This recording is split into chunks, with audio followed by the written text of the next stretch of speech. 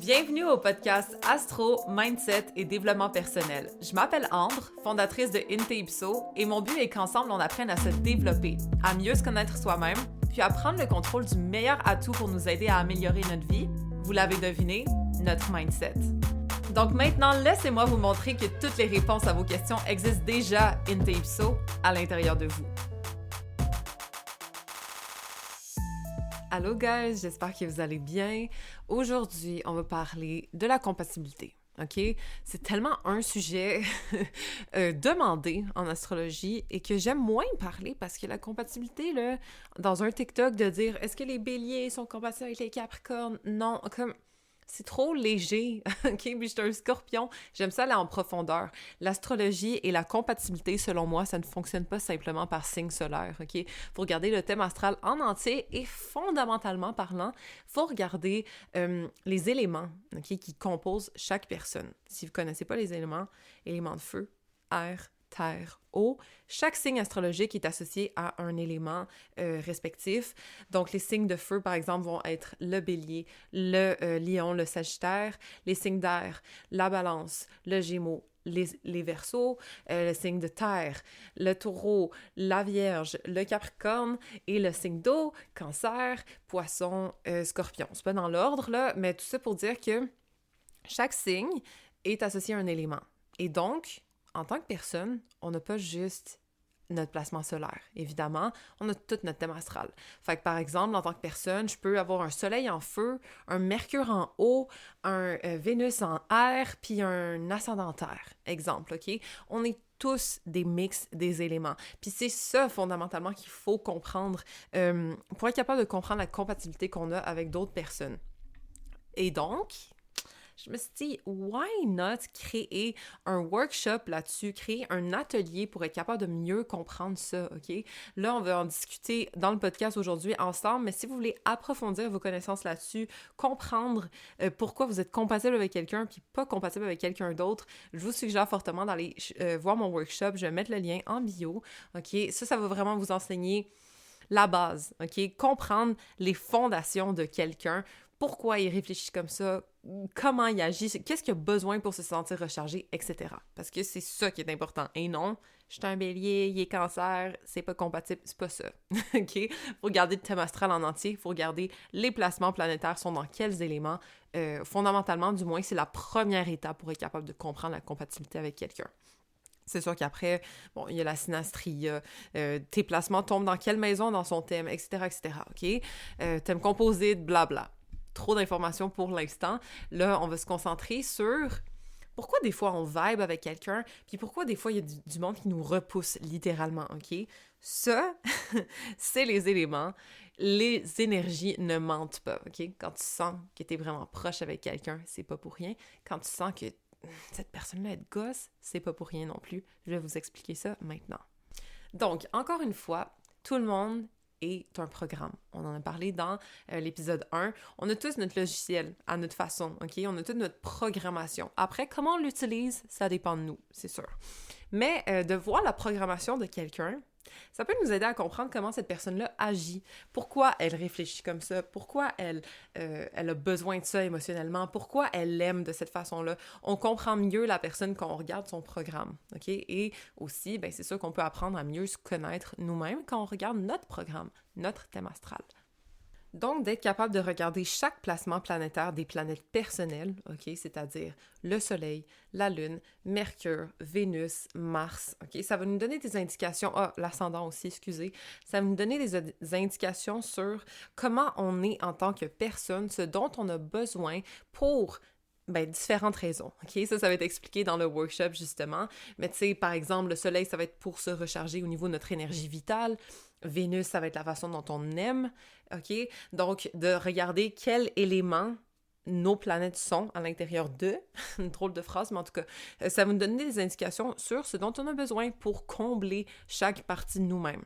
Donc, ce qui est intéressant de regarder là-dedans, c'est quelqu'un d'autre. C'est quoi qu'ils ont besoin comme élément, comme chose associée à, l'élément dans lequel leur planète est, pour se sentir comblé sur cette facette de eux-mêmes. Puis là, on va voir si est-ce qu'on match ensemble, OK? Est-ce que c'est compatible?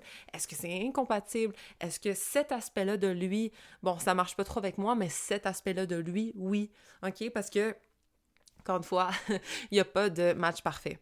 Il n'y a pas de thème astral que, oh my god, c'est genre 100% parfait. J'en ai vu un, honnêtement, là, OK? C'est un couple de youtubeurs, Nazanin Cavari, puis son chum Mel quelque chose. Je sais pas si vous les connaissez. Eux, là, sincèrement, là, extrêmement compatibles, OK? Mais bon, ça arrive pas tout le temps. Puis, d'une façon ou d'une autre, il y a quand même des problèmes dans un couple extrêmement compatible. Ça n'empêche pas les malentendus, ça n'empêche pas les problèmes, OK? C'est juste que ça va quand même faciliter d'une certaine façon l'union, la réceptivité à l'autre. Mais encore une fois, il n'y a pas de couple parfait, il n'y a pas de synastrie parfaite, il n'y a pas de couple incompatible, que my god, ça marche pas. On pourrait dire que oui, mais en tant que tel, non, OK? Le fondement de tout ça, ça restera toujours le libre arbitre, parce que tu peux avoir la meilleure compatibilité avec quelqu'un, puis cette personne-là va te tromper quand même, tu sais. Il n'y a rien qui est fatal et ultime dans la vie, malheureusement, les choses changent. C'est sûr que si on peut avoir des affinités avec les autres personnes, ça va beaucoup faciliter nos relations. Et si en même temps on est très différent de l'autre personne, ça peut être un peu plus challengeant, mais ça va être du moins constructif pour amener des perspectives différentes. On explique ça dans le workshop aussi. Donc, il ne faut pas s'arrêter sur « Oh mon Dieu, on est compatible, on n'est pas compatible ». C'est dur de vraiment se prononcer là-dessus. D'ailleurs, un astrologue ne devrait jamais se prononcer sur est-ce que c'est compatible ou non, parce que ça dépend vraiment du libre arbitre des personnes. Je veux dire, si toi, tu es axé sur le développement personnel, d'être dans une union qui est plus différente, qui est plus challengeante, ça va moins te déranger que quelqu'un qui veut juste du confort, de la stabilité, puis que, bon, justement, peut-être d'être dans une union challengeante, ça va le faire chier. Lui, il voudrait peut-être plus quelqu'un de similaire à lui, qui comprend que c'est facile. Ça regarde l'individu lui-même, tu sais. Il n'y a pas quelqu'un qui peut se prononcer sur l'union de quelqu'un d'autre, selon moi. C'est juste les personnes impliquées qui sont capables de le savoir, OK? C'est sûr que moi, par exemple, si je regarde, j'analyse vos deux personnalités, je peux voir où est-ce qu'il va avoir un petit peu plus de bobo, peut-être où est-ce que, bon, il y a une petite faiblesse à ce niveau-là, au niveau de la communication, parce que vos mercures sont en carré, par exemple. Ça n'empêche pas la communication, ça n'empêche pas l'entente, ça amène juste que peut-être elle va avoir besoin de communiquer plus avec ses émotions parce qu'elle a Mercure en cancer, tandis que lui, il va être un peu plus sur l'action, sur les facts directs parce qu'il y a Mercure en bélier. Bon. Ça se peut que ce soit un petit peu plus dur de communiquer parce que lui, il veut des résultats maintenant concrets tout de suite. Puis elle, ben, elle va plutôt y aller comment elle se sent, donc elle peut pas lui fournir. Mais là, sachant, bon, ben peut-être que lui va être un petit peu moins exigeant avec elle au niveau de la rapidité, puis du directness, je sais pas comment dire, comme que les choses viennent directement, là, qu'elles soient claires et concrètes et directes avec lui. Peut-être que, bon, de comprendre qu'elle, c'est plutôt comment elle ressent. C'est plutôt au niveau émotionnel qu'elle va communiquer. Donc, sa façon de procéder va être différente dépendamment de son mood. OK, c'est bon à savoir. Je vais être moins exigeant avec elle parce que je sais que sa communication dépend de comment elle se sent, par exemple, OK? Ça, c'est le fun à regarder. Ça empêche pas, encore une fois, que ça va pas amener des problèmes nécessairement, ça veut juste faire ressortir que bon, il y a peut-être un petit travail d'adaptabilité à faire ici au niveau de la communication parce que ça, c'est en carré. Par contre, étant donné que vos Vénus sont les deux dans des signes d'eau, ben la façon dont vous vous aimez va être très compatible. Il va y avoir du romantisme, il va y avoir de l'amour mutuel parce que votre love language va être la connexion, la proximité, l'émotionnel, par exemple. OK? Donc, il y a toujours des pour et des contre dans une union. Il n'y a pas de couples qui sont genre voir qu'ils sont ensemble, je comprends pas pourquoi, il y a toujours une petite affinité d'une manière ou d'une autre dans un couple, en général, OK? Ça peut partir de loin aussi, il y a des liens karmiques là-dedans des fois, etc. T'sais, on rentrera là-dedans peut-être dans un autre podcast, mais tout ça pour dire que chaque couple a certaines affinités, chaque couple a certains points faibles. C'est juste de comprendre où est-ce que ça se trouve, puis d'être capable de respecter l'autre là-dedans malgré tout, OK? C'est ça le but, c'est ça l'ultime résultat de la synastrie, c'est d'être capable de comprendre l'autre au lieu de le juger, puis de changer sa perspective de ah, il est différent de moi, j'aime pas ça, je comprends pas ça. Non, justement, de regarder ses placements, de savoir que, bon, il y a un Vénus en signe d'air, il y a besoin de communication pour se sentir amoureux. Il y a besoin d'échange, il y a besoin de stimulation mentale, il y a besoin de spontanéité. Moi, je suis peut-être une taureau, là, exemple. Bon, ben, je comprends que mon chum, il a besoin d'être stimulé mentalement un petit peu. Peut-être que je vais me forcer de temps en temps à discuter avec lui, OK? Ça veut pas dire que je vais me changer pour lui. Ça veut pas dire que je vais me transformer en Gémeaux, là. Ça veut juste dire que, bon, ben, je comprends que ça fait partie de ce dont il a besoin pour se sentir amoureux. C'est bon à savoir. Si jamais, au lieu de négliger ça, puis peut-être que, bon, de m'asseoir sur mon sofa puis d'écouter mon émission parce que j'ai juste envie d'être dans mon monde de taureau, exemple, ben, je vais favoriser la communication. Je vais me forcer à y poser des questions sur, bon, sa journée, peut-être de dire, ah, babe, ça te tente-tu de sortir avec moi ce soir? On s'en va au resto, let's go, tu sais. Oh my god, ça va faire changement, puis ça va être différent, puis il va être content, il va se sentir amoureux parce que lui, il aurait, exemple, Vénus en Verseau. Puis le Verseau, il a besoin de stimulation, il a besoin de sortir, il a besoin de discuter, il a besoin d'être stimulé mentalement. Si ça lui manque, entre guillemets, parce que toi, t'es taureau, taureau, taureau, ça veut pas dire qu'il va pas t'aimer. Ça veut juste dire qu'il y a une partie de lui-même, d'une certaine façon, qui va compromettre. OK? Tout le monde doit faire des compromis d'une façon ou d'une autre dans un couple. Le but, c'est d'en faire le moins possible, puis que les deux se sentent 100% comblés, OK? Donc, le plus, on va être similaire. Le mieux, on va se porter d'une certaine façon. Mais en même temps, les compromis, c'est pas... nocif non plus. OK? Ça peut être justement très liant. On peut se sentir proche de l'autre parce que justement, on est capable de faire des compromis pour cette personne-là. Je t'aime vraiment, regarde, je me force à faire ça pour toi. Ça me fait plaisir de faire cet effort-là pour notre couple, OK? Donc, encore une fois, il n'y a pas de bien ou de mal. C'est juste que le plus on comprend l'autre, le mieux on est capable de s'adapter à ses besoins. Ça veut pas dire se changer. C'est super important, OK, de comprendre ça. Il ne faut pas se transformer pour plaire à l'autre.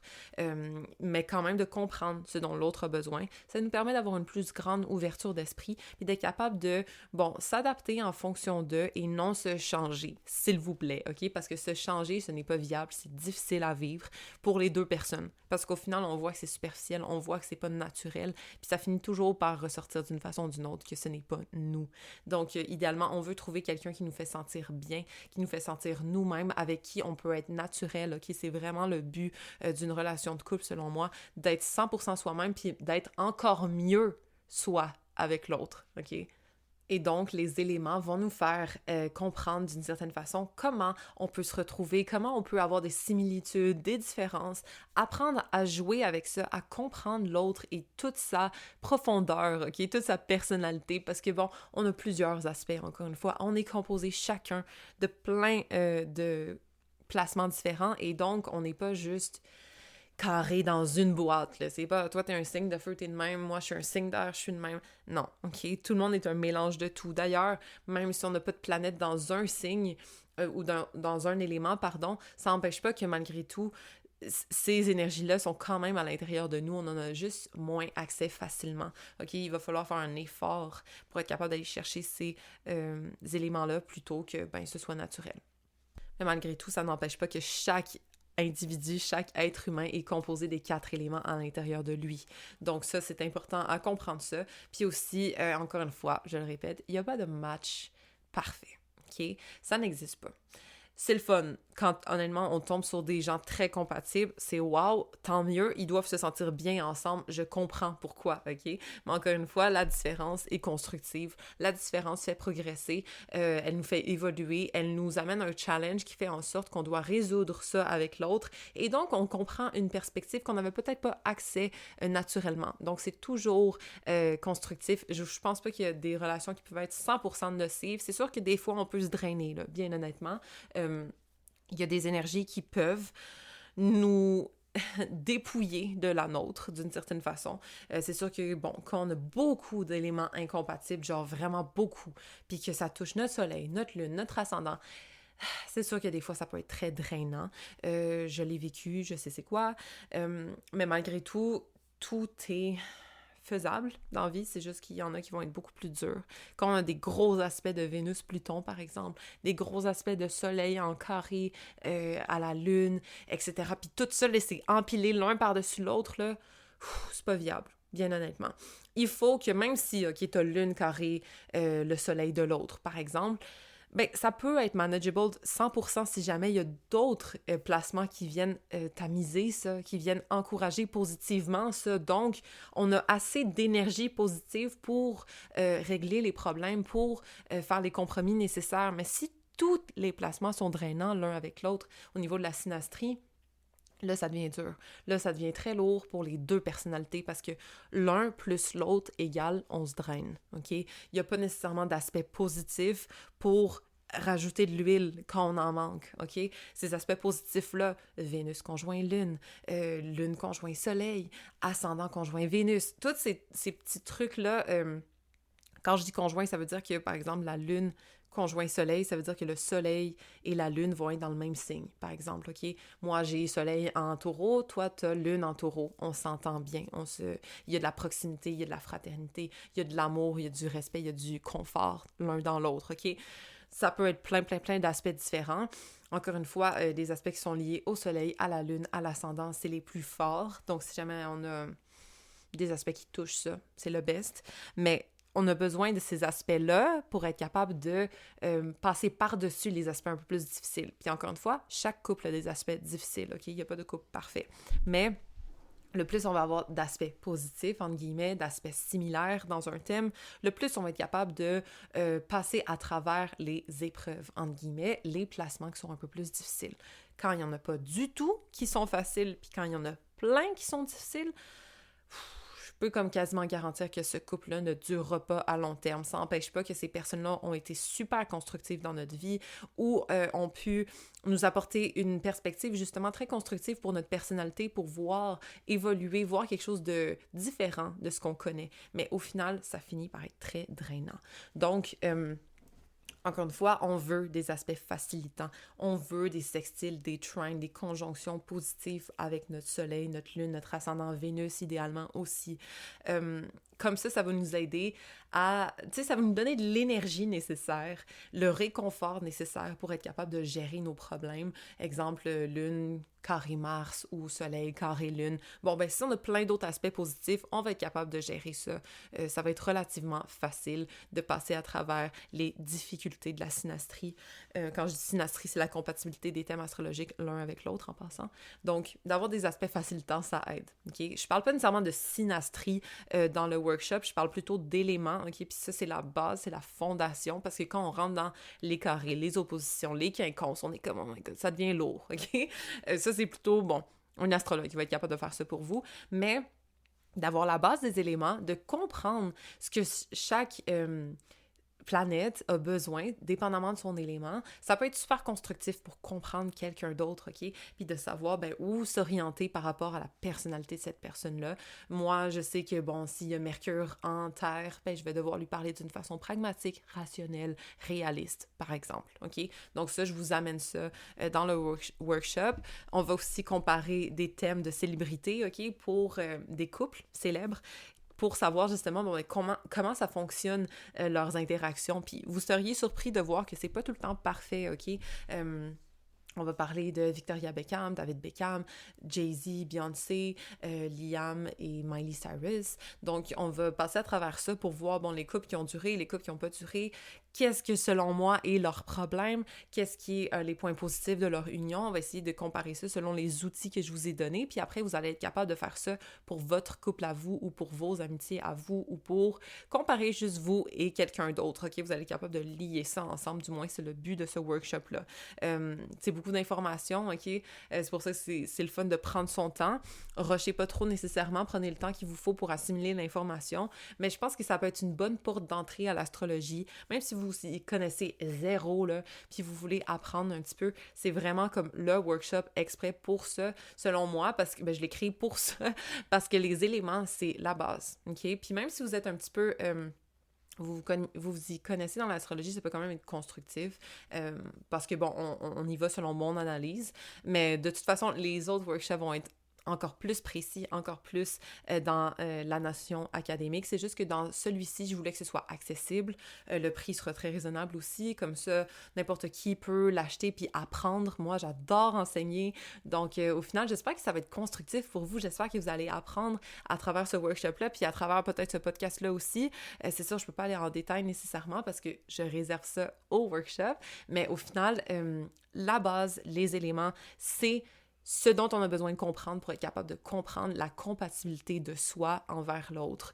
Même de se comprendre soi-même, hein, parce que des fois, on peut avoir des dilemmes internes parce que notre lune est dans un signe de terre puis notre soleil est dans un signe de feu. C'est deux éléments incompatibles, entre guillemets. Et donc, à l'intérieur, on peut avoir un petit conflit interne. Hein. Donc, de comprendre la base élémentaire, ça va aider à se comprendre soi-même, ça va aider à comprendre les conflits internes et aussi comprendre ce que les autres ont besoin, nos proches, tu sais, rentrer dans leur tête, comme j'aime dire, puis d'être capable de comprendre ce dont ils ont besoin pour se sentir bien, à l'aise, pour savoir communiquer, pour être motivé, avancer dans la vie, etc. Tout ça dépend de quel placement ils ont dans quels éléments, OK? Donc, de regarder ça, ça va nous aider à mieux les comprendre, puis à mieux se comprendre soi aussi. Donc voilà, guys, j'espère que vous allez comprendre mieux comment la compatibilité fonctionne, puis que vous allez justement ne plus juste vous fier sur les signes solaires, par exemple, qui c'est beaucoup trop limité pour nous, là. Maintenant, on upgrade, on va chercher les éléments, on va regarder, on va comparer nos éléments avec les éléments de l'autre personne. OK, je vous explique tout ça dans le workshop. Donc, même de toute façon, si ça vous intéresse pas, le workshop, c'est bien correct. Je vais expliquer ça en TikTok. Je vais essayer de vous donner le plus d'informations possible quand même, OK? Parce que mon but, justement, c'est de partager de l'information. J'adore ça. Donc, merci de votre support, merci de votre écoute cette semaine. Puis encore une fois, n'oubliez pas que toutes les réponses existent in peepso à l'intérieur de vous. Bonne semaine, guys!